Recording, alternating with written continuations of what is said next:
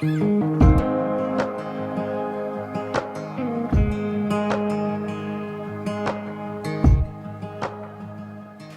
allez-vous? Ça va? Pour ceux qui ont fêté Noël en famille, j'espère de tout cœur que vous avez passé d'agréables moments.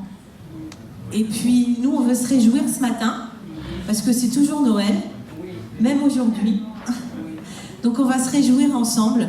Donc, ce matin, vous voyez, c'est un groupe recomposé. Donc, merci de votre indulgence.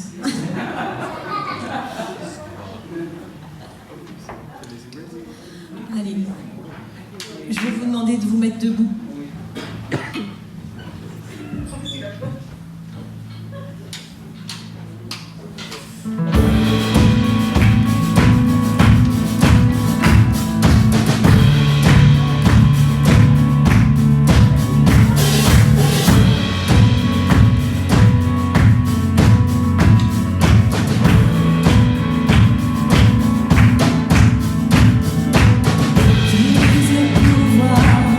Du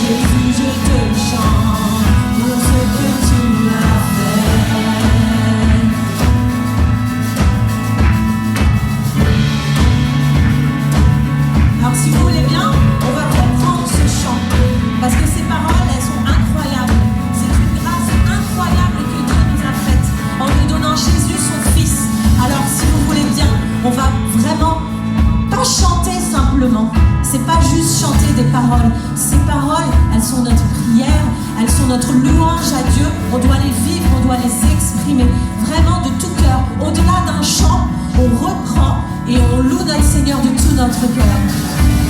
Tu brises le pouvoir du mal de la mort, qui aime d'un amour si puissant, si fort. C'est le roi de gloire, il est le roi des rois. Tu secoues la terre par un saint tonnerre, tu nous émerveilles par tant de mystères. C'est le roi de gloire, il est le roi des rois. Quelle grâce incomparable, quel amour infini, que tu aies pris ma croix, que tu sois mort pour moi. Tu as payé le prix pour qu'enfin je sois libre. Oh, Jésus, je te chante pour ce que tu as fait.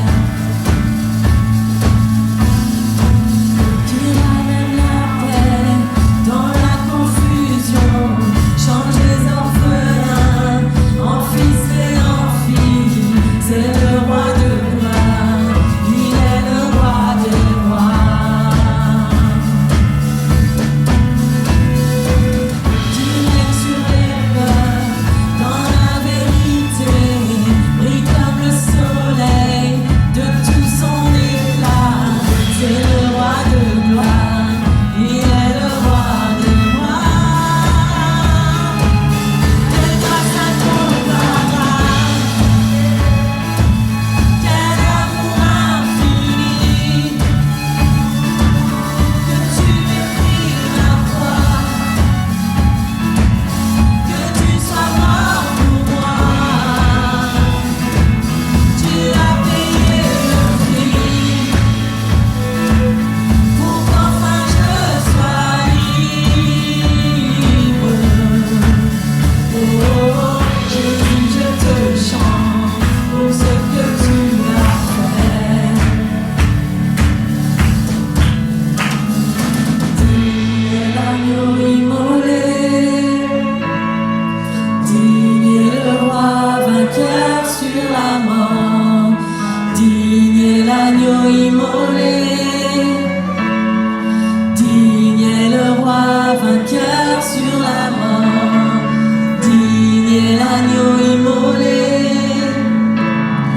digne est le roi vainqueur sur la mort.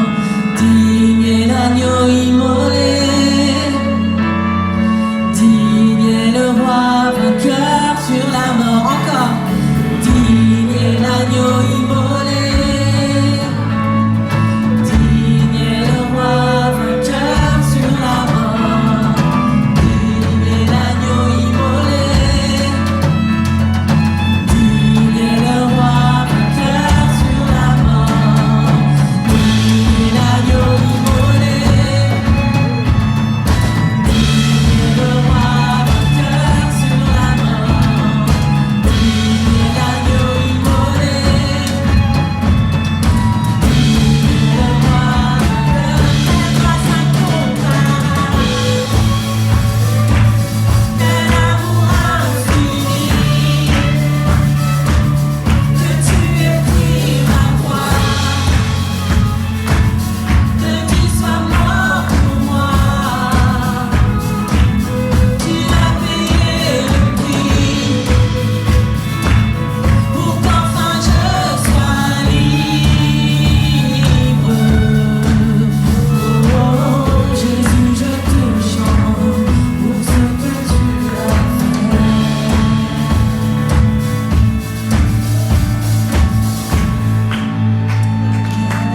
Merci Seigneur, merci pour ce que tu as fait. Merci parce qu'en ce temps de Noël, on veut se rappeler Seigneur que tu as donné Jésus. Tu as envoyé Jésus sur cette terre Seigneur. Et c'est le don et le cadeau le plus précieux Merci Seigneur, merci pour ton amour, merci pour ta grâce. Merci Seigneur parce que tu nous as fait un cadeau incomparable. En toi Seigneur, nous avons la vie. En toi Seigneur, nous avons bien plus. Seigneur, nous pouvons te louer et t'adorer de tout notre cœur ce matin. Reçois toute notre reconnaissance Seigneur. Merci Père, que ton nom soit loué, que ton nom soit glorifié. Je vous invite ce matin à élever vos voix, à remercier Dieu pour ce don de Jésus qu'il nous a donné. Merci Seigneur.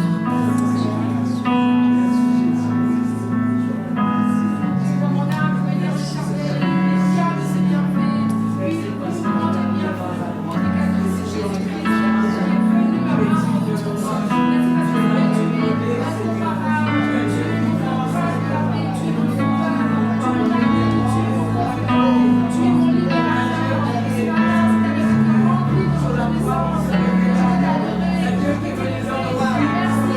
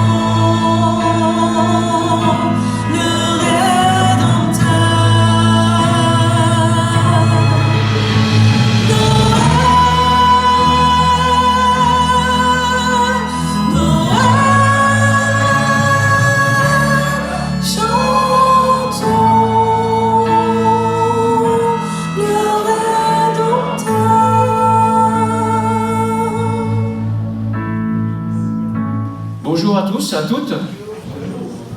Joyeux Noël. Vous avez passé un bon Noël? Si vous êtes là, c'est que Dieu vous a fait grâce encore. Amen.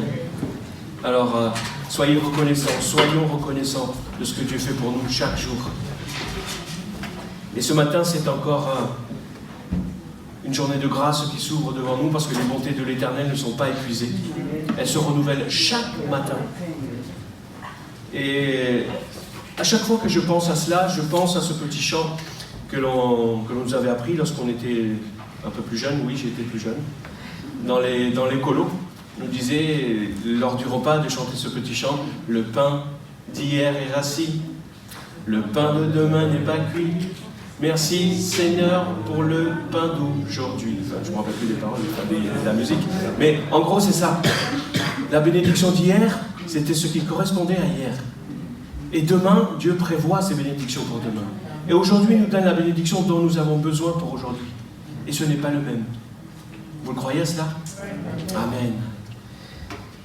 Donc aujourd'hui, c'est un groupe, comme Véron vous l'a dit, un groupe recomposé.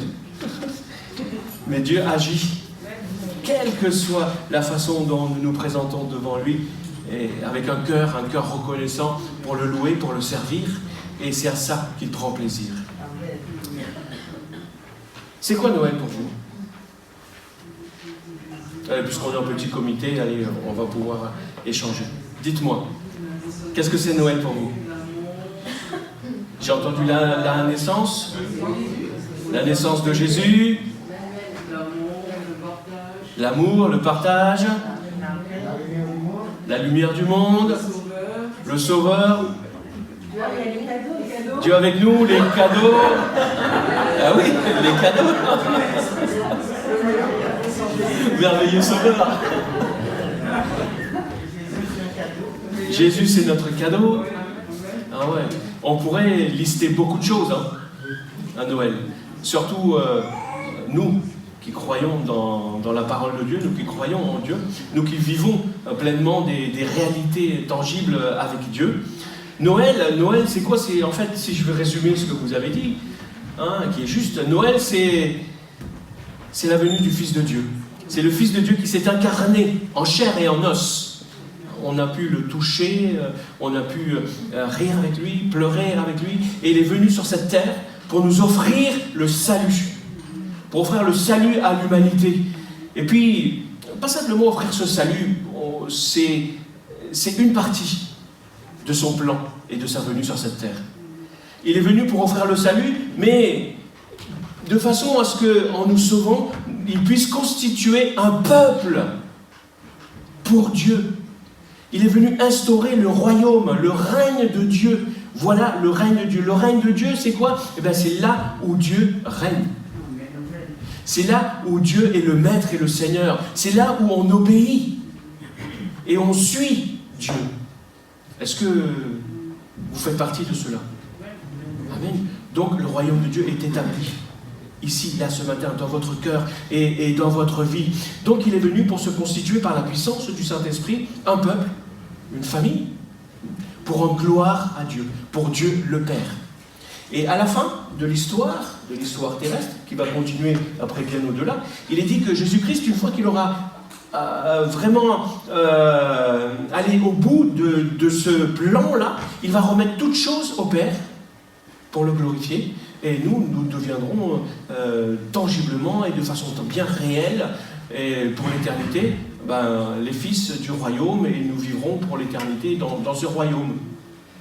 C'est ça que l'on fête à Noël. Pas simplement un petit Jésus dans une crèche, bien qu'aujourd'hui, on ne voit même plus de petit Jésus dans les crèches. On ne voit même plus de crèche. On le fête le 25 décembre, même si, historiquement parlant, ce n'est pas à cette date-là que Jésus est né, on le sait, mais il nous faut à un moment donné, et c'est ça qui est important, nous arrêter pour nous souvenir de ce qui s'est passé, comment les choses se sont passées. Même nous, tous les ans, chacun d'entre vous, j'imagine, vous vous arrêtez un jour bien précis pour souffler quelques bougies, n'est-ce pas? Pour vous rappeler qu'un jour Dieu vous a donné la vie sur cette terre. que vous êtes venus et que Dieu vous a gardé pendant toute cette année-là. Et quand vous soufflez vos bougies, je vous encourage, certainement que vous le faites, vous dites Seigneur, merci pour toutes ces années, pour toutes ces bougies que tu me donnes à souffler aujourd'hui. Et c'est aussi ça, Noël. Donc ce matin, j'aimerais voir avec vous, en fait, parce que Noël, c'était hier. C'était bien ça? Ok. Mais Jérémie m'a rappelé ce matin que même dans les pays, chez les Anglais, dans les pays anglophones, Noël, c'est toute une période.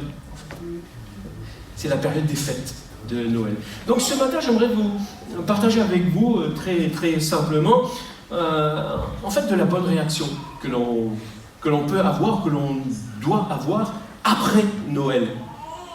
Et ça, tous les jours de notre vie. Même si à Noël, on s'arrête à un moment donné pour se souvenir, pour faire une fête d'un événement bien précis, mais Noël, c'est quelque chose qui doit continuer à prendre vie dans notre existence tous les jours. Parce que, on l'a tous vu, hein, et on l'a tous vécu, avant Noël, s'il y a un engouement. On attend Noël avec impatience, on se prépare, on va faire les magasins pour acheter les cadeaux, le sapin, la déco, les vêtements, c'est la fête. Et le soir, on est super content devant les repas, on ouvre les cadeaux, c'est génial.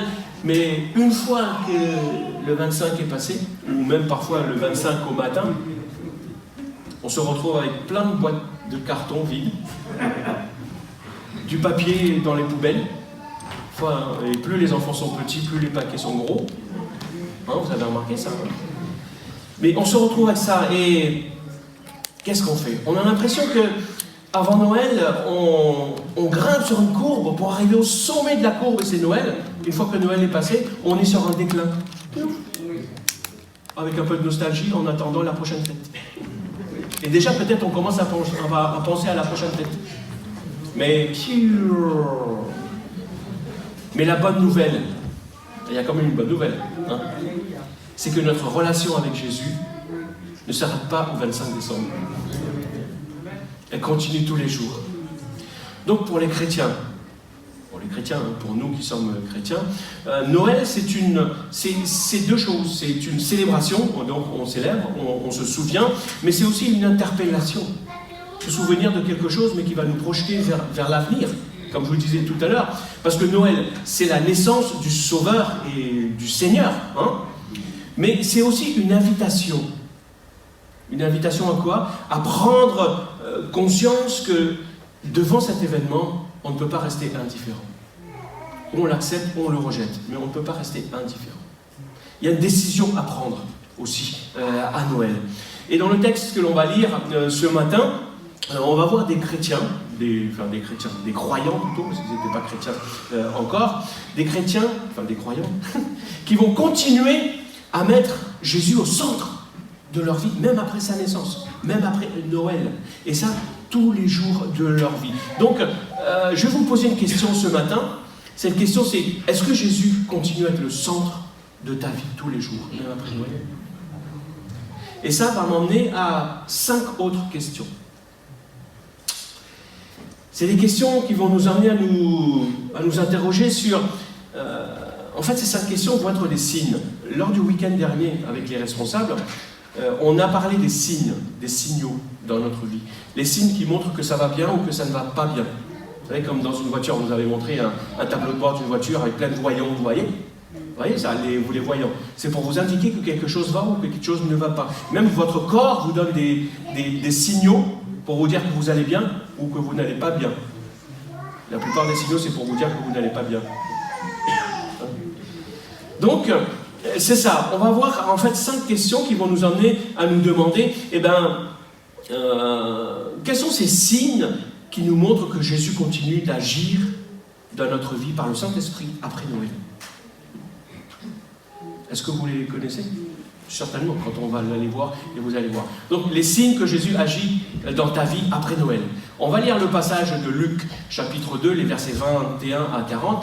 Là, c'est après la naissance de Jésus. Jésus est né, déjà, voilà, et on va l'emmener au temple. Et on va voir ce qu'il en est. Donc, je vous invite à lire à partir du verset 21. J'espère que ça fonctionne. Je vais voir si je peux le faire tout seul.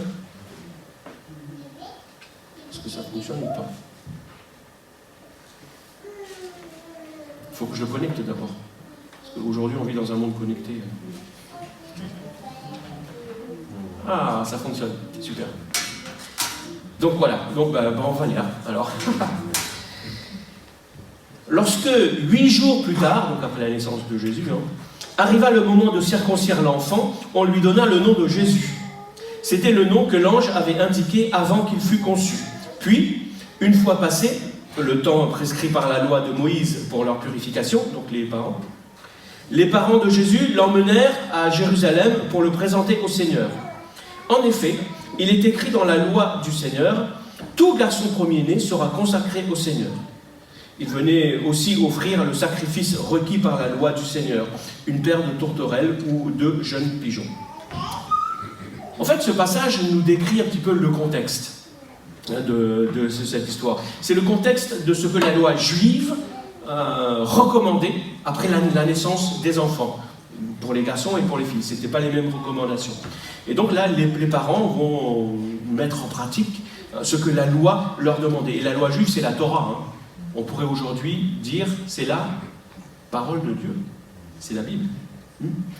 Donc, je pourrais résumer tout simplement ça en disant que là, on a affaire à des personnes qui honorent la parole de Dieu. Est-ce que c'est votre cas? J'ai entendu. Amen. Je sais que c'est. Donc, je vous fais réagir de façon à ce que vous puissiez rester éveillé. Très bien.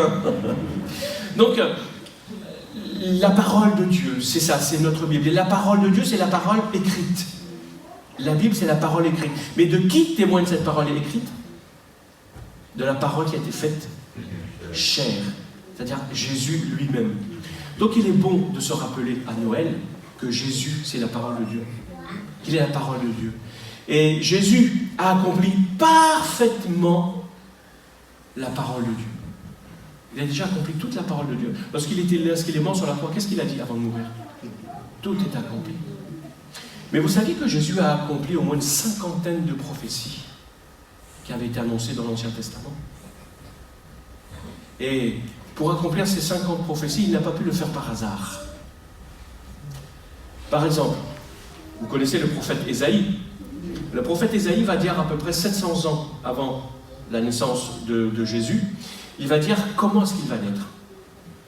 Ésaïe va prophétiser en disant qu'une vierge va devenir enceinte et qu'elle va enfanter un fils. On va lui donner le nom d'Emmanuel, qui signifie Dieu avec nous, ou Dieu parmi nous. Et un autre prophète qui est son contemporain, le prophète Michée, quant à lui, il va donner le lieu de sa naissance, qui est Bethléem. D'ailleurs, lorsque les mages sont venus voir Hérode pour lui demander mais où est-ce qu'un certain Messie devait naître, ils ont tout de suite su où est-ce que c'était.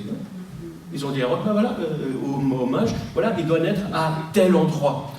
Pourquoi je vous dis ça? Parce qu'il est important de comprendre que Jésus a accompli ses prophéties pour que l'on puisse réaliser l'importance et l'authenticité de ce qu'il a vécu dans l'histoire de l'humanité, mais aussi dans ton histoire à toi, de façon très personnelle.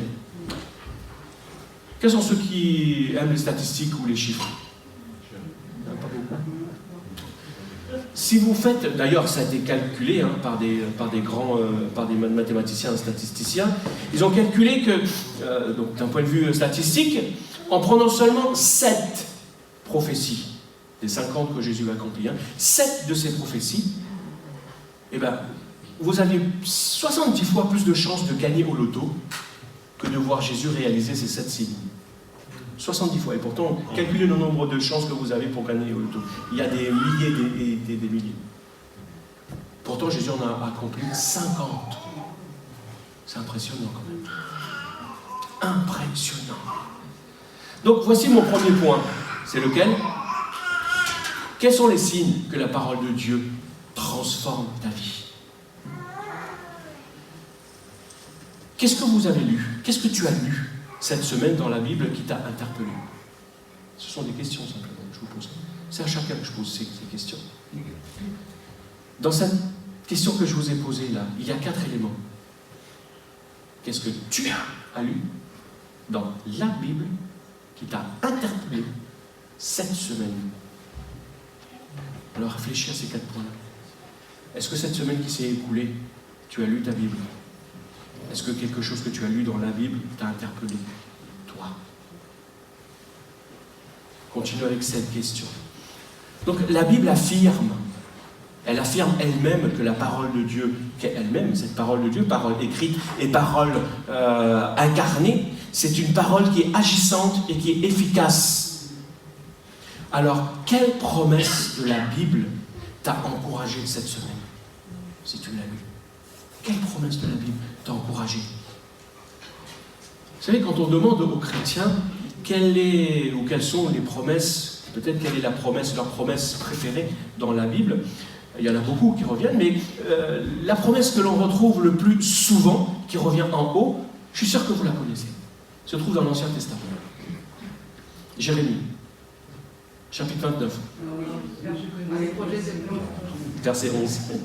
Car je connais les projets que j'ai formés, que j'ai conçus en ta faveur, en votre faveur, déclare l'Éternel. Ce sont des projets de paix et non de malheur, afin de vous donner, afin de vous assurer un avenir plein d'espérance. C'est une bonne chose, n'est-ce pas? Amen. Mais c'est pas assez. Si je vous dis que c'est pas assez. Pourquoi? Parce que je crois que le Seigneur, comme je vous l'ai dit tout à l'heure, a une parole précise pour ta vie.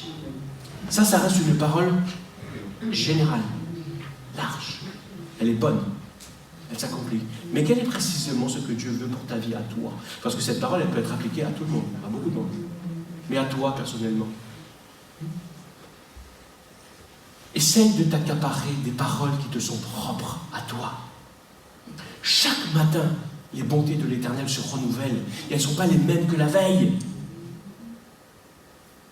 Donc, quel commandement de la parole de Dieu t'a impacté ou t'impacte en ce moment, ou te travaille? Quelle est la promesse que tu veux voir se réaliser dans ta vie en ce moment?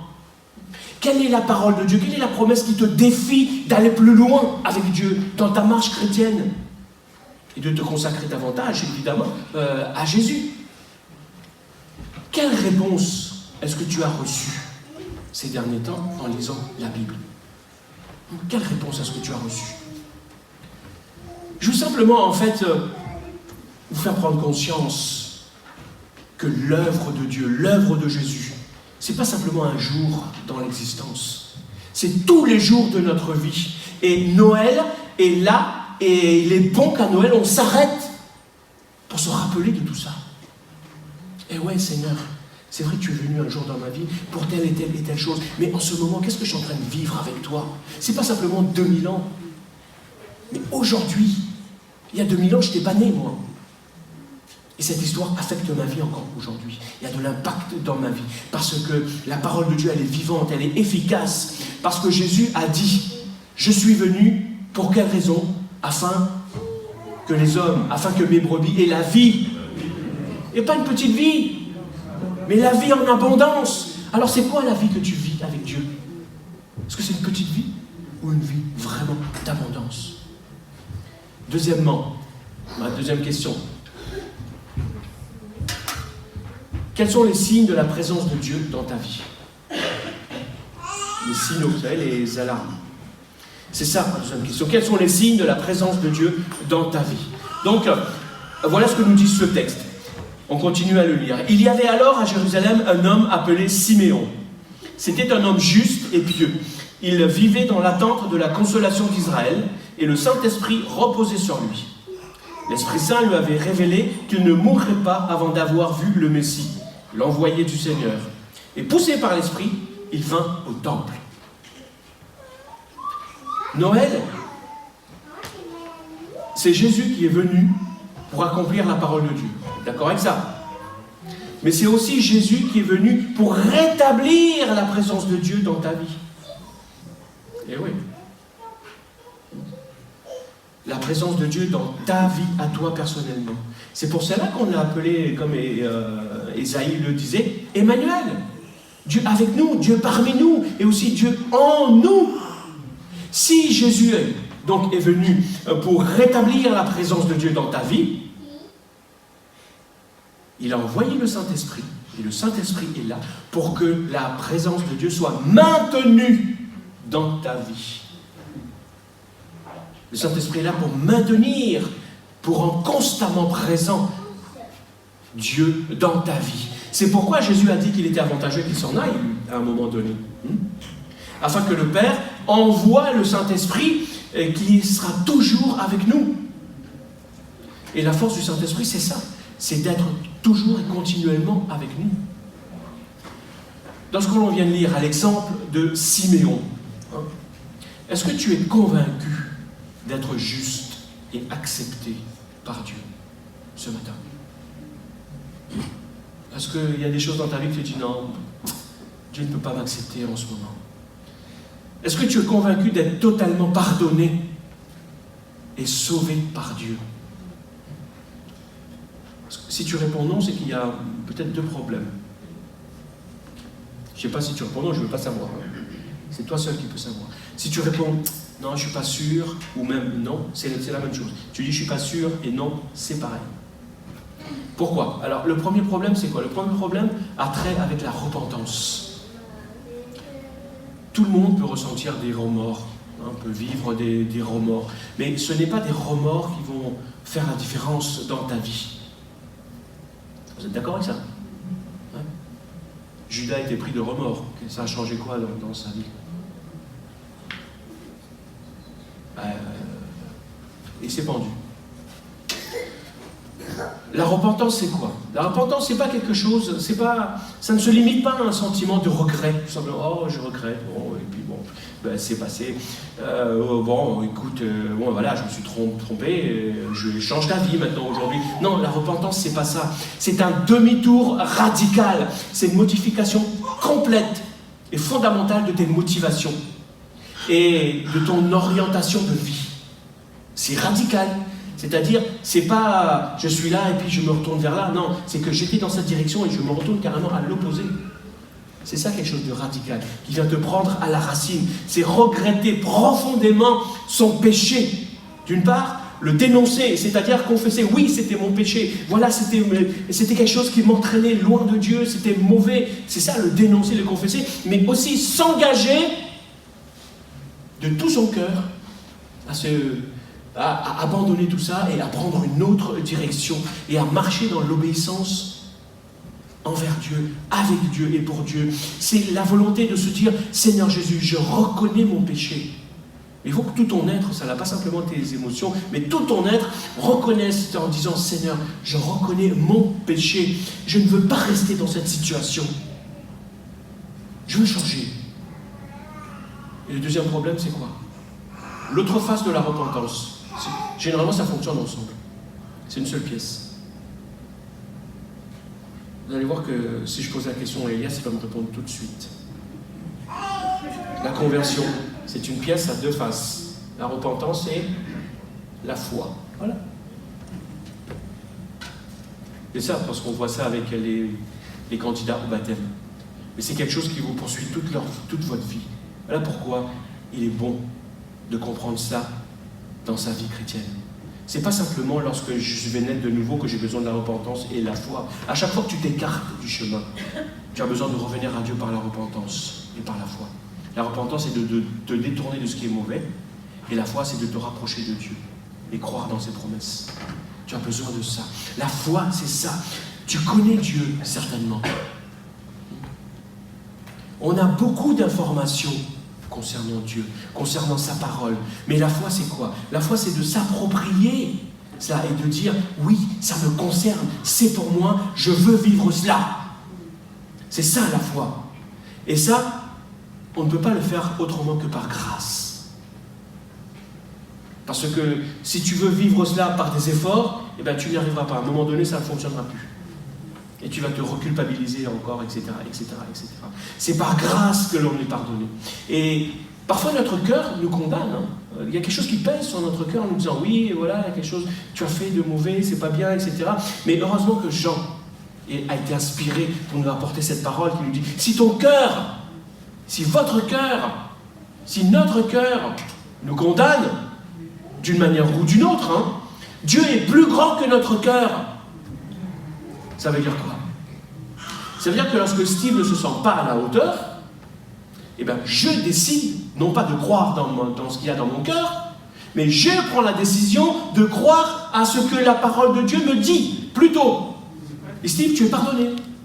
Et Steve, Dieu t'aime. Et Steve, Dieu a quelque chose pour toi. Et ça m'aide à avancer. Pas vous? Ou vous laissez crouler par le poids de votre culpabilité? Parce que la présence de Dieu, c'est ça aussi. Cette parole de Dieu-là. Elle me révèle vraiment ce que Dieu a pour moi. Donc, quels sont les signes de la présence réelle de Dieu dans ta vie? Pose-toi cette question. Est-ce que tu as ressenti cette présence cette semaine, ces derniers jours, la présence de Dieu dans ta vie? Plutôt, quand est-ce que la dernière fois que tu as ressenti la présence de Dieu de façon intense dans ta vie? Quand? Je précise en disant que la présence de Dieu, ce n'est pas juste une expérience émotionnelle. C'est tout notre être. Ce n'est pas simplement une petite chose qui me chatouille à l'intérieur en me disant « Oh, ça y est, je ressens Dieu ». C'est pas simplement ça, ça ne s'arrête pas à ça. C'est une relation personnelle avec Dieu. C'est ça, cette vie, ressentir Dieu. Parce que beaucoup de personnes, lorsque vous parlez dans le monde non chrétien, mais même dans le monde chrétien, on voit plutôt Dieu comme un Père Noël. C'est quelqu'un de sympa, un bienfaiteur, non? Oui. Mais on spiritualise. Dieu est le Père Noël spirituel. On en parle, on ne l'a jamais vu. On ne sait pas où il est. On ne le connaît pas. C'est ça le Père Noël, non? Beaucoup en parlent. Mais il existe, il n'existe pas, il est où, il n'est pas là, etc. On est obligé de s'imaginer, de créer toutes sortes d'histoires. Et bien souvent, on prend Dieu, on projette sur Dieu cette image. Mais on le spiritualise, on dit, bon ben voilà, ce n'est pas des cadeaux tangibles qu'il va me donner, ce sont des choses spirituelles, etc. etc. Non, Dieu n'est pas le Père Noël spirituel. Je peux t'assurer que Dieu, il est bien réel. Il existe. Et tu peux expérimenter des choses concrètes avec lui dans ta vie. Et ça, c'est ça, Dieu. Donc, est-ce que tu as entendu la voix de Dieu te parler cette semaine? Jésus, c'est la parole de Dieu. Alors, est-ce que tu as entendu la voix de Dieu te parler? Est-ce que tu as entendu Dieu cette semaine? Je suis presque toujours dubitatif lorsque j'entends des chrétiens, des croyants me dire « Oh, moi Dieu ne me parle pas, j'ai jamais entendu de voix. » Personnellement, Dieu me parle. Pas forcément en entendant des voix, c'est pas systématique, ça peut arriver, mais ce n'est pas forcément systématique. Mais Dieu me parle tous les jours. Comment ça se fait? Eh bien, lorsque je suis né de nouveau, Dieu m'a donné son esprit. Et cet esprit-là me met en relation avec Dieu, me met en communion avec Dieu. Je suis en constante relation et en communion avec Dieu. Et le Saint-Esprit développe chaque jour qui passe, justement cette communion et cette communication spirituelle qui se crée entre Dieu et moi. Et le Saint-Esprit fait en sorte que ça se développe tous les jours. Dieu me parle. Dieu me parle aussi, effectivement, à travers des choses qui me remuent de l'intérieur, qui me réorientent dans certaines directions. Mais Dieu me parle aussi lorsque je lis sa parole. Souvent, je dis, quelqu'un, quand il me dit « Ah, moi, je n'entends pas Dieu me parler », ben ouvre ta parole, ouvre sa parole, ouvre ta Bible, lis-la, Dieu va te parler. C'est pas pour rien qu'on appelle Jésus la parole de Dieu. Ce n'est pas pour rien qu'on appelle la Bible la parole de Dieu.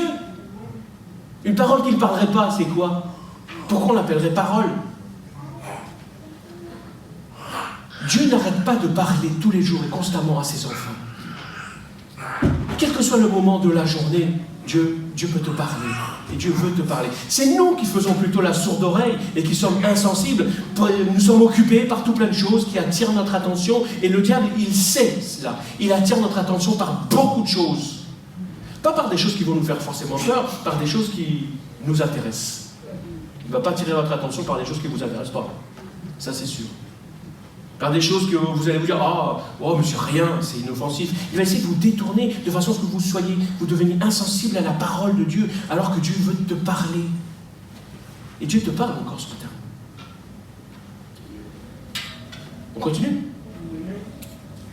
Continue l'histoire. Donc, quand les parents de Jésus apportèrent le petit enfant pour accomplir les rites qu'ordonnait la loi, Siméon le prit dans ses bras et loua Dieu en disant « Maintenant, Seigneur, tu laisses ton serviteur s'en aller en paix.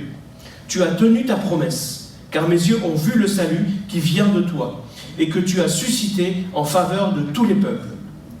Il est la lumière pour éclairer les nations. Il sera la gloire d'Israël, ton peuple. Le père et la mère de Jésus étaient émerveillés de ce qu'il disait de lui. Siméon les bénit et dit à Marie, sa mère, « Sache-le, cet enfant est destiné à être pour beaucoup en Israël une occasion de chute ou de relèvement. Il sera un signe qui suscitera la contradiction. Ainsi seront dévoilées les pensées cachées de bien des gens. Quant à toi, tu auras le cœur comme transpercé par une épée. » Lorsqu'on s'arrête sur cette histoire, on voit que Siméon, en fait, est en train de résumer. Il résume l'œuvre du salut. Mais l'œuvre profonde du salut, ce que Jésus va accomplir pour sauver toute l'humanité. Donc, voici mon troisième point. Quels sont les signes de la progression de l'œuvre de Dieu dans ta vie? Il doit bien y avoir des signes, des clignotants, des voyants qui s'allument pour te dire oui, il y a la progression dans ta vie. Si à Noël, Jésus est venu pour rétablir la présence de Dieu dans ta vie, mais Jésus, il t'a donné aussi le Saint-Esprit pour que ta vie soit transformée pour lui ressembler. Ce n'est pas tu es né de nouveau, tu as l'Esprit, et puis point, c'est fini, tu restes tel que tu es. L'œuvre de Dieu, c'est une œuvre progressive. Elle se fait en continu. Donc, regardez ça. Vous voyez là? Quels sont d'après vous ces personnages-là, de gauche ou de droite, qui vous fait le plus penser au Père Noël, ou qui ressemble le plus au Père Noël? Donc, vous savez. Celui de gauche ou ceux de droite? Ceux de droite? À gauche, c'est quoi? C'est Saint-Nicolas. À droite, c'est le Père Noël. Pourquoi est-ce que vous dites ça? Hein? Il est mieux habillé. On y arrive. La couleur. Parce que vous êtes d'accord avec moi pour dire qu'il y a des conventions. Un jour, on s'est dit, bon ben voilà, le Père Noël, qui avant était vert, ce sont les Saint-Nicolas, à partir d'une pub de Coca, on a dit le Père Noël va être en rouge. C'est une convention. Aujourd'hui, si on ne voit pas un Père Noël en rouge, pour nous, dans notre tête, ça ne sonne pas Père Noël. Vous êtes d'accord avec ça? C'est une convention. Comme 1 et 1 égale 2. C'est aussi une convention. On s'est arrêté pour dire, ok, on est d'accord avec ça. Ce que je veux dire, c'est que tu ne peux pas te représenter le Père Noël comme tu as envie. Si tu le dessines, si tu fais ça, tu es obligé de le mettre en rouge. Vous vous demandez où est-ce que je vais en venir? Hein? Tu ne peux pas définir toi-même ce qu'est un disciple de Jésus ou ce qu'est un chrétien. Ce n'est pas à toi de le définir. C'est Dieu qui l'a défini dans sa parole. Quelle est l'image du chrétien? Un chrétien, c'est quelqu'un qui ressemble à Jésus. Voilà l'image du chrétien.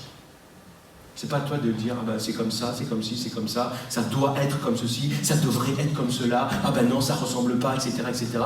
C'est pas à nous de décider ces choses-là. C'est Dieu qui l'a défini. En nous donnant son image, en nous donnant l'exemple, le modèle, voilà à quoi tu dois ressembler, à Jésus. Donc, comment est-ce que je ressemble à Jésus? Comment est-ce que je dois ressembler à cette image? Ma question est la suivante. Est-ce que tu marches de plus en plus avec Dieu, de façon à ce que cette image de Jésus se forme de plus en plus dans ta vie? Est-ce qu'aujourd'hui tu ressembles plus à Jésus que l'année dernière, à Noël 2020? Pose-toi cette question. Est-ce que je ressemble plus à Jésus aujourd'hui qu'il y a un an? Est-ce que je continue à marcher dans la lumière ou est-ce que je marche davantage dans les ténèbres? La marche chrétienne, ce n'est pas une ligne droite qui monte vers le ciel. La marche chrétienne, c'est une ligne avec des hauts et des bas. Mais c'est ascendant. Hein? Ça monte et ça descend. Il y a des hauts et des bas. Comme tout le monde, j'ai connu des périodes spirituelles au plus bas. dans ma vie. Eh oui. Des périodes où la lumière diminuait, où c'était plutôt les ténèbres qui prenaient plus de place. Quand la lumière diminue, c'est les ténèbres qui prennent plus de place. Vous pouvez faire cette expérience chez vous. Hein. Vous fermez tous les volets, vous éteignez tout, vous allumez une bougie. Vous allumez une lumière, vous savez, avec le potentiomètre là, qui augmente ou qui diminue la lumière. Vous le mettez à fond, vous voyez comme ça, et vous diminuez. Vous allez voir, vous pouvez faire cette expérience. Vous allez voir que plus la lumière diminue, vous n'avez rien à faire, ce sont les ténèbres qui prennent plus de place. Mais il y a une promesse dans la Bible qui dit que Dieu n'éteint pas le lumignon qui fume, la flamme qui faiblit. Et Jésus veut rallumer ta flamme ce matin. Il veut rallumer, quelle que soit l'intensité de ta vie, de la flamme qui brûle en toi. Il ne va pas souffler dessus pour l'éteindre. Lui, quand il souffle, c'est pour embraser. Donc il veut souffler sur ta vie ce matin. Il veut que ta flamme brille de plus en plus, afin de lui ressembler. Mais si tu t'aperçois qu'il y a des domaines dans ta vie où c'est davantage les ténèbres qui prennent plus de place, alors au nom de Jésus, ce matin même, les choses peuvent changer. C'est à toi de décider.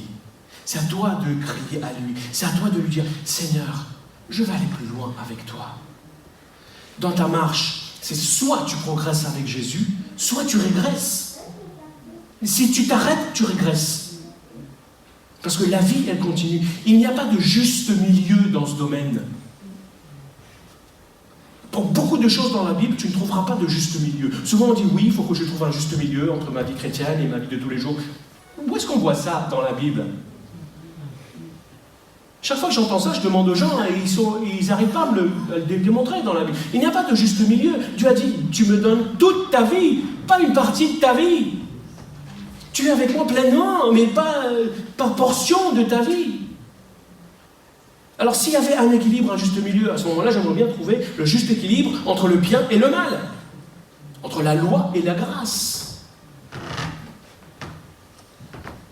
entre le mensonge et la vérité. C'est où le juste milieu dans tout ça? C'est où l'équilibre? Il n'y a pas d'équilibre. Quand on marche avec Dieu, c'est où on le fait pleinement, où on avance et où on régresse. Lorsqu'on régresse, Dieu ne va pas te condamner. Attention, ce que je suis en train de dire, c'est que lorsque tu régresses, il faut que tu prennes conscience de cela pour réagir, de façon à demander à Dieu son aide et de pouvoir avancer et de continuer. Le texte que l'on a lu là nous parle de gloire. Siméon va parler de gloire. Alors, quelle est la facette de ta vie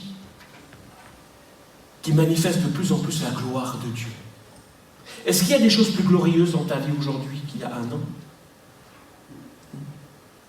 Siméon évoque aussi des chutes et des relèvements. Alors, est-ce que tu es entraîné davantage à chuter, à tomber? Ou est-ce que tu es entraîné plutôt à te relever et à avancer spirituellement? Dans quelle direction est-ce que tu avances? Suivre Jésus, c'est la meilleure décision qu'un être humain peut prendre. C'est la meilleure décision que j'ai prise dans ma vie. Et pour vous aussi, je suis convaincu, c'est la meilleure décision. Suivre Jésus, c'est une très, très, très bonne décision. C'est fondamental, c'est radical. Mais suivre Jésus, faire ce choix pour Jésus, ce n'est pas aussi le plus réjouissant, ce n'est pas le moins douloureux dans ta vie. C'est un choix qui va te causer de la souffrance aussi. Marie a eu le cœur transpercé, comme par une épée, la mère de Jésus. Suivre Jésus, ça emmène certaines souffrances, certaines complications. Mais ne crois pas que tout ce que tu vis de compliqué, c'est forcément lié. Ça peut être de toi-même.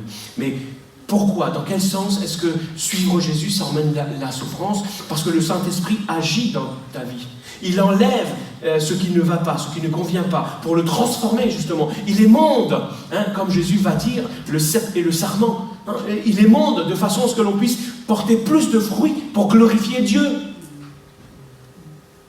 Alors, quelle est la dernière chose que tu as abandonnée à Jésus durant cette année? Quelle est la dernière chose que tu as laissé le Saint-Esprit émonder dans ta vie durant cette année? Beaucoup de questions à Noël. En fait, c'est juste une question à Noël. Est-ce que Jésus, après Noël, il continue à avoir de l'impact dans ta vie ou c'était simplement un souvenir? On passe au texte à la suite. Verset 36. Il y avait aussi une prophétesse, Anne, fille de Phanuel, de la tribu d'Aser. Elle était très âgée. Dans sa jeunesse, elle avait été mariée pendant 7 ans. Puis, elle était devenue veuve et avait vécu seule jusqu'à 84 ans. Wow. Elle ne quittait jamais le temple où elle servait Dieu, nuit et jour, par le jeûne et la prière. Elle arriva, elle aussi, au même moment. Elle louait Dieu et parlait de l'enfant à tous ceux qui attendaient que Dieu délivre Jérusalem. Essayez de deviner le point suivant. Donc, quel est le signe? Voilà. En prenant l'exemple de cette femme. Elle a été mariée pendant 7 ans, puis après, elle a passé sa vie à faire quoi? À témoigner. Elle était constamment dans le temple, et qu'est-ce qu'elle faisait? Elle priait et jeûnait. Quels sont les signes? Pardon. Ah. Non, c'est pas sûr. Ah, je ne peux pas faire marche arrière. Attends, voilà. Voilà. Il ne veut pas. Voilà. Je touche plus. Vous avez à lire? Quels sont les signes que la prière est essentielle dans ta vie? Il doit y avoir des signes, des clignotants, des choses qui te permettent de dire oui, mais non. La prière, c'est quoi? La prière, c'est pas un rituel religieux, un rituel religieux que l'on pratique pour se donner bonne conscience. Vous êtes convaincu de ça? Alors, la prière, c'est quoi? C'est bien plus que cela. C'est Martin Luther qui a dit que la prière, c'est comme la respiration de l'âme du chrétien. Donc, quelle est l'importance de la prière? C'est quoi la prière? Quelle est son importance dans ta vie? On entend souvent dire, et je suis sûr que vous l'avez déjà entendu dire, que la prière change les choses. Lorsque je m'arrête et je réfléchis, je ne dis pas que ce n'est pas forcément vrai, mais je m'aperçois plutôt que la prière ne change pas tant les choses qu'elle change l'homme ou la femme qui est en train de prier. Plus. Ce n'est pas qu'elle ne change pas les choses, mais la première chose qu'elle va changer, et le plus souvent, c'est celui qui est en train de prier, ou celle qui est en train de prier. Le cœur de celui qui est dans la présence de Dieu. Lorsque je suis né de nouveau, le Saint-Esprit est venu demeurer en moi pour donc témoigner de la grâce de Dieu, pour me transformer à l'image de Jésus-Christ, mais je dois consacrer du temps pour lui permettre de développer cette image en moi. Et ce temps-là, c'est dans la prière. Le sens essentiel de la prière, c'est qu'elle va venir nourrir cette vie de Jésus en moi, afin qu'elle se développe, et lui permettre de se manifester et d'être concret, de trouver des éléments, des actions concrètes. Parce que on ne peut pas se servir de la prière. Nous avons un privilège. Le privilège de nous approcher de Dieu, de lui parler, c'est ça aussi la prière. Mais on ne peut pas se servir de la prière simplement pour nos propres demandes personnelles, même si c'est spirituel, ou pour nous faire plaisir spirituellement. Le but de la prière, c'est d'entretenir une bonne condition spirituelle. Vous voyez? Un bon souffle. Vous savez, si vous avez un bon souffle, vous allez pouvoir courir, vous allez pouvoir être endurant dans votre vie, et c'est ça, la prière nous donne et nous permet de pouvoir avoir une bonne condition spirituelle dans notre relation avec Dieu, cette relation authentique au milieu des conditions qui ne sont pas toujours idéales. Quand vous avez une côte à monter, si vous n'avez pas de souffle, vous allez peiner. Vous allez devoir vous arrêter plusieurs fois pour reprendre votre souffle. Tandis que si vous êtes, si votre corps il est exercé, si vous avez pratiqué l'exercice de la piété qui est la prière, vous allez pouvoir remonter. C'est ça la prière. Est-ce que c'est essentiel dans ta vie, pour ta marche chrétienne? Est-ce que tu vois les signes de ça? Est-ce que de temps en temps tu es obligé de t'arrêter pour t'essouffler spirituellement? Ça, c'est un signe qu'il y a quelque chose que tu dois améliorer au niveau de la prière. La prière, c'est le signe en fait qu'il y a une bonne relation entre Dieu et toi. Ça démontre qu'il y a une réconciliation, hein, la relation était coupée avant à cause du péché. Christ est venu, il a enlevé la barrière, le Saint-Esprit nous a remis, nous a réconciliés avec Dieu, nous a mis en communion avec Dieu, et ça, c'est le signe. Donc si tu as été réconcilié avec Dieu, tu dois entretenir cette relation-là. Alors combien de fois est-ce que tu as prié cette semaine? Et combien de temps aussi, on peut le dire? Quand est-ce que la dernière fois tu as loué le Seigneur de tout ton cœur et de toute ton âme, de façon authentique, pas par habitude seulement? Est-ce que ça vous est déjà arrivé qu'à Noël ou même à votre anniversaire, on dise qu'est-ce que tu aimerais bien comme cadeau? Allez, vas-y, dis-nous. Et puis que vous êtes là, je ne sais pas trop. Souvent, c'est parce qu'on vous dit fais une liste. Oh non, il faut faire une liste, il faut s'asseoir, il faut réfléchir, il faut prendre un papier, un crayon et tout. Et les enfants aiment ça. Non. Il y en a certains qui ça rebute. Puis il y en a d'autres qui prennent leur papier et qui... Ils ont une liste comme ça.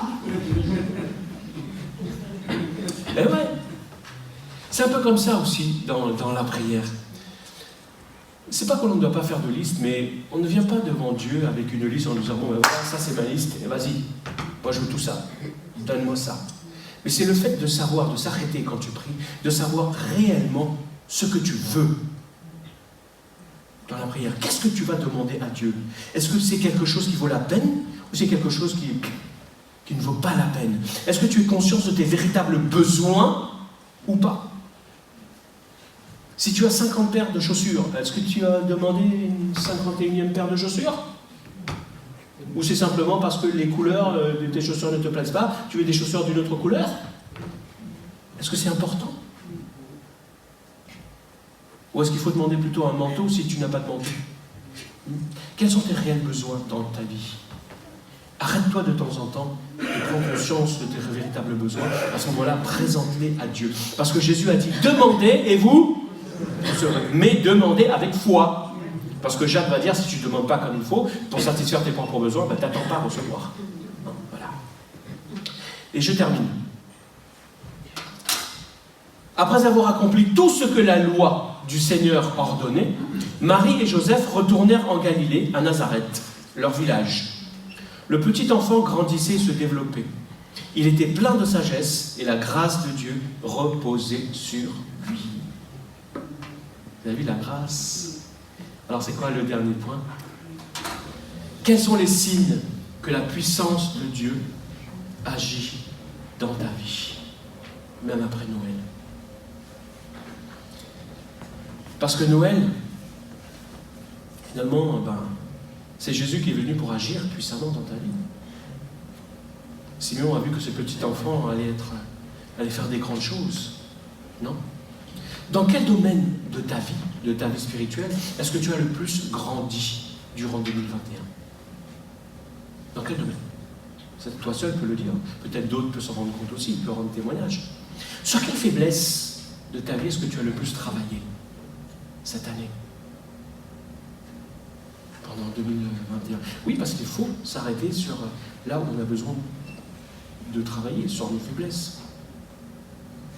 Je vais avoir bientôt un certain âge. 55 ans, allez, je vous le dis.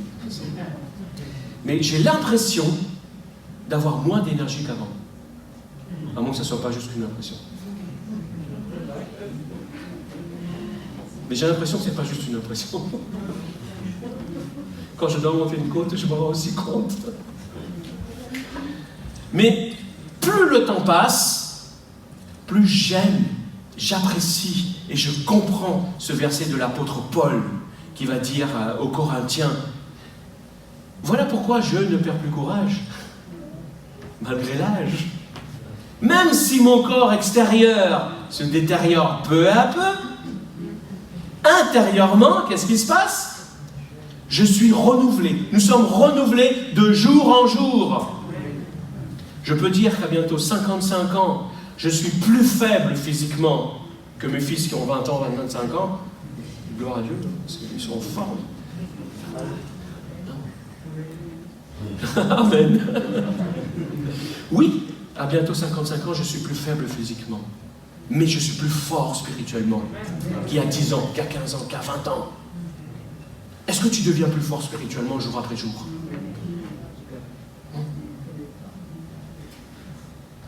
Jésus grandissait.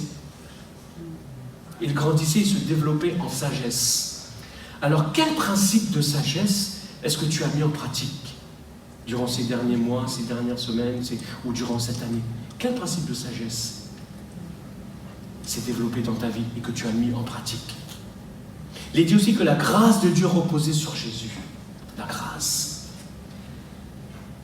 Est-ce que tu es toujours admiratif? Est-ce que tu remercies Dieu davantage devant la grâce qu'il manifeste chaque jour dans ta vie? Ça, c'est un signe de bonne santé spirituelle. De prendre conscience qu'on ne mérite rien. Tout ce que Dieu nous donne, c'est par grâce. Et d'entretenir cette grâce, de vivre par cette grâce. Ça, c'est un signe de bonne santé spirituelle. La grâce, c'est quoi? C'est une initiative de Dieu d'abord. Ça ne vient pas de moi. C'est pas moi qui vais demander à Dieu de me faire grâce, Dieu me fait grâce. J'ai rien à demander à Dieu. C'est son initiative. Donc, quelles sont les choses que tu as expérimentées et dont Dieu est à l'origine dans ta vie? De quel élément Dieu est à l'origine dans ta vie que tu as expérimenté ou que tu as été transformé pendant ces dernières semaines, ces derniers mois ou même cette année? Pour ma part, c'est ce verset de l'ange qui va venir à Gédéon et qui va lui dire « Va avec la force que tu as. » Ah, oui, mais si à 55 ans, l'extérieur se détériore. Va avec la force que tu as, parce que je t'ai donné de la force. Et ça prend sens comment dans ma vie et pour moi, c'est que ça me rappelle que lorsque Dieu appelle, c'est lui qui donne la force. Lorsque Dieu envoie, c'est lui qui équipe. Il donne ce qu'il faut. Et Dieu m'a appelé, Dieu m'a envoyé, il m'équipe, il me donne ce qu'il faut pour le servir et pour vous servir. Il vous a aussi donné ce qu'il fallait pour servir dans l'Église, chacun, et pour témoigner de lui comme Anne le faisait chaque jour dans votre vie. C'est ça la grâce de Dieu. Qui ce matin peut confesser que Dieu lui a accordé des bénédictions qu'il n'avait pas méritées cette année qui s'est écoulée? C'est ça la grâce de Dieu. Il faut s'arrêter et en prendre conscience. À Noël, c'est bon de s'arrêter. Il y a plusieurs choses, vous savez, qui se développent dans ma vie. Et ce sont des choses que je ne mérite pas. Si je devais mériter quelque chose, il n'y a pas beaucoup de choses qui se développeraient dans ma vie. C'est clair. Eh oui. Mais Dieu me fait grâce. Une grâce dont Dieu est l'initiateur. C'est lui qui prend l'initiative. Je ne mérite rien. Et cette grâce, elle est sans limite. Elle n'est pas limitée à une période, à des objectifs, etc., etc. Non, c'est illimité. C'est ça la grâce de Dieu. Donc je vous rappelle ces 5 questions. Et peut-être demander au groupe de louanges de venir, et les frères qui ont été désignés pour préparer la scène, peut-être de commencer à aller se préparer. Je vous rappelle ces 5 questions. Donc quels sont les signes que la parole de Dieu transforme ta vie? À Noël, il est bon de s'arrêter pour se poser ces questions. Quels sont les signes de la présence de Dieu dans ta vie? Quels sont les signes de la progression de l'œuvre de Dieu dans ta vie? Donc, quels sont les signes que la prière est essentielle dans ta vie? Et puis, dernière question, quels sont les signes que la puissance de Dieu agit pleinement dans ta vie? 5 questions seulement. Mais il est peu probable, et je suis carrément sûr, dites-moi si je me trompe, n'hésitez pas, je peux me tromper. Alors dites-le moi si je me trompe. Que dans ces 5 domaines, je ne suis pas sûr que, je suis convaincu que personne d'entre nous ici, nous sommes au top dans ces 5 domaines. Qui peut me dire, moi je suis au top dans tous ces 5 domaines-là, dans ces 5 questions? En tout cas pas moi, je ne vous le dirai pas.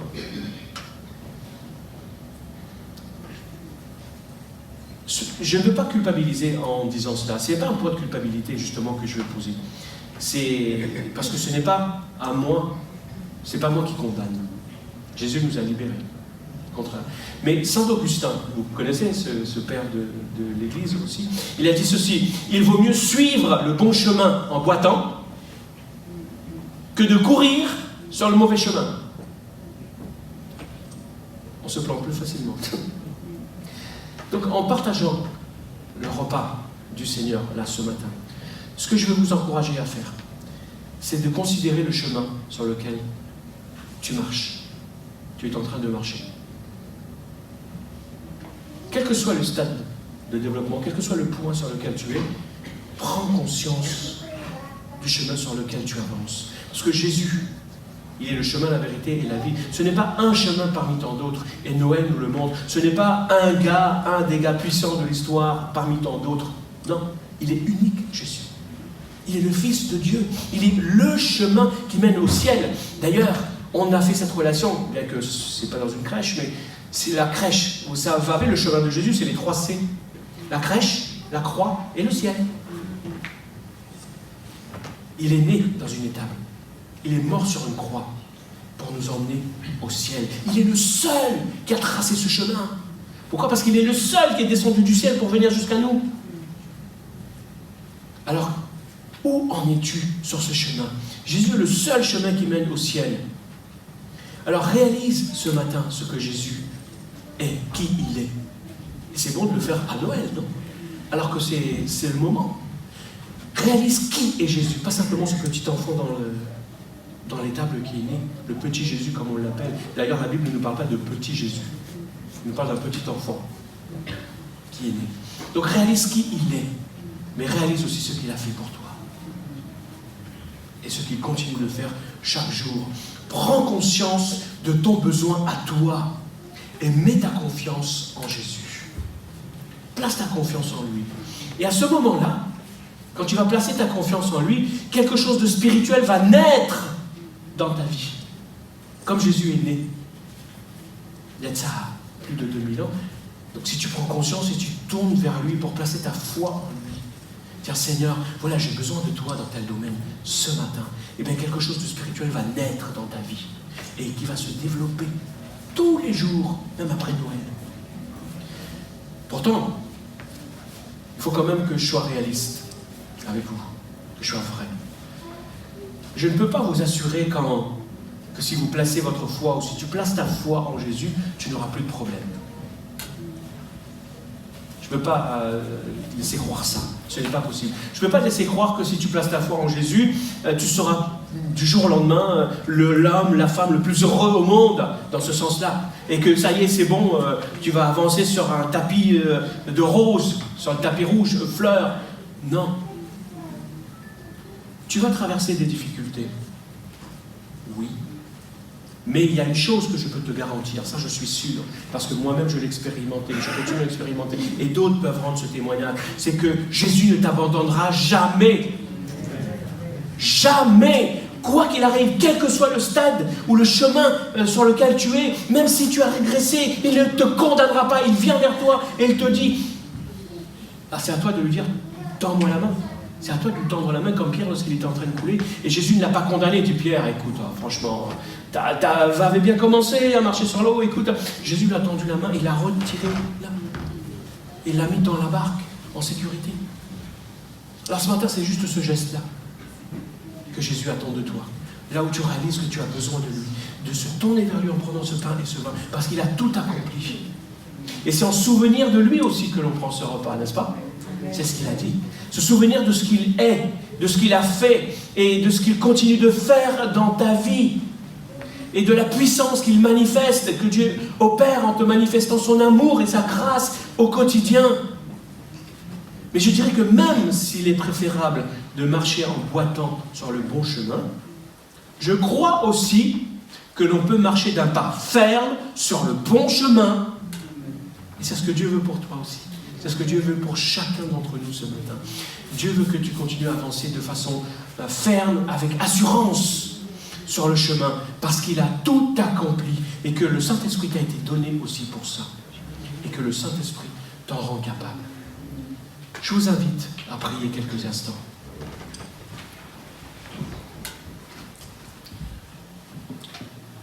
Seigneur, merci pour ta parole. Tu es la parole, Seigneur Jésus, et tu parles. Et ce matin, tu nous as parlé. Tu nous rappelles que tu es descendu du ciel il y a de ça quelques millénaires. Tu es né en Palestine, mais tu n'es pas resté ce petit enfant. Tu as grandi en sagesse parce que tu avais un plan. Tu étais venu pour accomplir un projet. Le projet de sauver l'humanité, de donner ta vie. Toi, le juste, le parfait.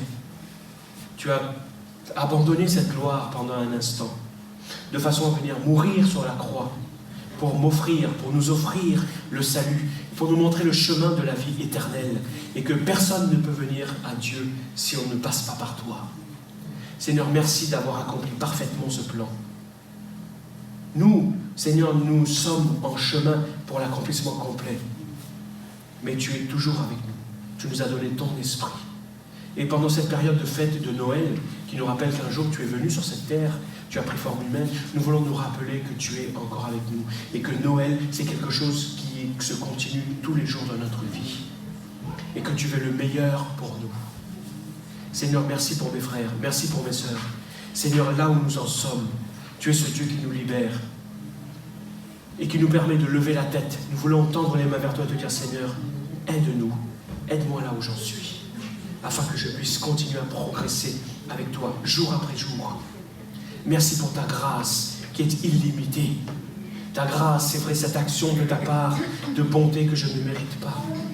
Seigneur, en prenant ce pain et ce vin, nous voulons nous rappeler que tu es mort sur la croix, Seigneur Jésus, mais que le tombeau est resté vide.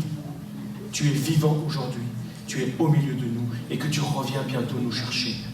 Alors nous voulons avancer vers toi d'un pas ferme, avec l'assurance que nos yeux te verront bientôt. Alors merci Père, et fais de nous des témoins de ta lumière dans ce monde des ténèbres, dans ce monde sans espérance, là où tu nous envoies, là où nous vivons.